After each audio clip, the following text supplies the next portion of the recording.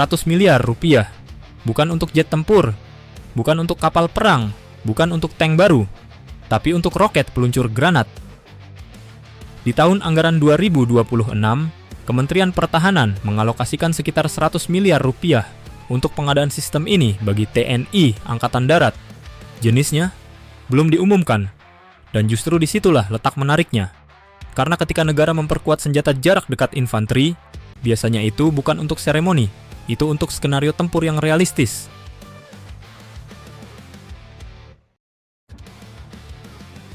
Bayangkan skenario ini. Pukul 4 pagi, kabut tipis menyelimuti wilayah perbatasan. Sebuah kendaraan taktis lapis baja ringan bergerak cepat menyusuri jalur tanah. Dari balik elevasi kecil dan rimbun vegetasi, satu tabung roket diarahkan. Tidak ada tank, tidak ada artileri, tidak ada jet tempur. Hanya satu prajurit dan satu roket. Lalu terdengar ledakan, kemudian satu kendaraan berhenti total. Inilah esensi roket peluncur granat modern. Sunyi, cepat, mematikan. Dan jika Kementerian Pertahanan menganggarkan untuk TNI Angkatan Darat sebesar 100 miliar rupiah untuk sistem ini, maka besar kemungkinan yang dibidik bukan teknologi lama, melainkan peningkatan daya hancur di level paling bawah.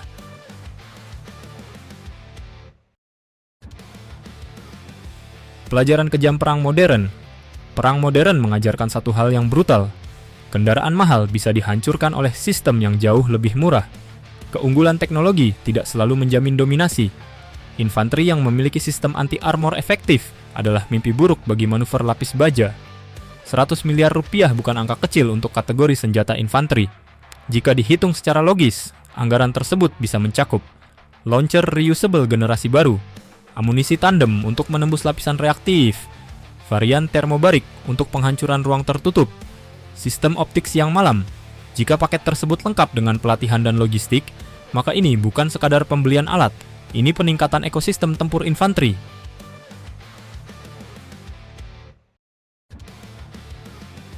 Ini bukan sekadar anti-tank. Banyak yang masih melihat RPG sebagai senjata anti-tank klasik, padahal perannya jauh lebih luas.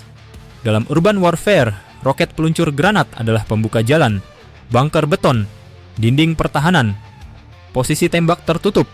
Satu roket termobarik dapat mengubah komposisi ruangan dalam hitungan detik. Di medan hutan, sistem ini efektif menghentikan kendaraan logistik ringan. Di wilayah pesisir, ia dapat menjadi penangkal pendaratan cepat. Artinya, ini bukan sekadar alat perang konvensional, ini alat fleksibel untuk konflik terbatas dengan intensitas tinggi.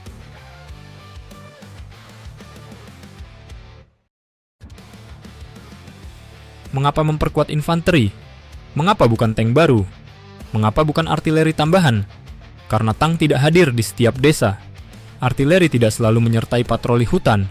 Helikopter tidak selalu siaga di setiap sektor. Namun infanteri selalu ada di garis depan.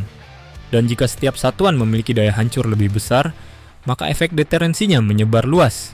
Ini bukan soal menambah satu kekuatan besar. Ini soal memperkuat ribuan titik kecil yang membentuk jaringan pertahanan nasional.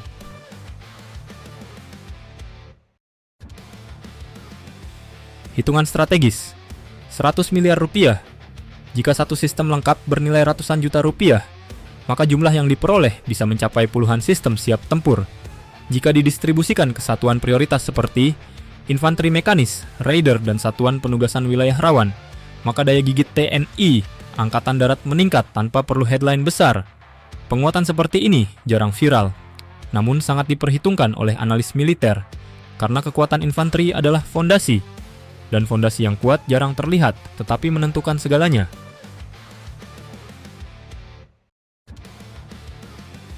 Skenario yang lebih dalam.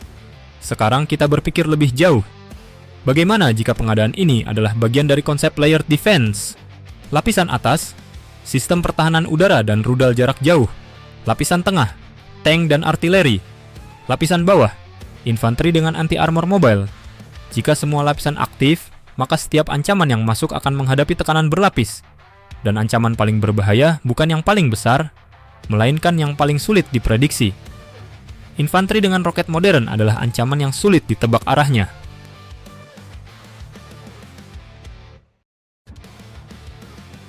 Kita memang belum mengetahui jenis yang akan dibeli.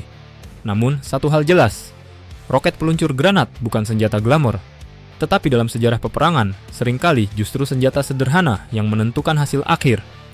100 miliar rupiah mungkin terdengar kecil dibanding pengadaan jet tempur.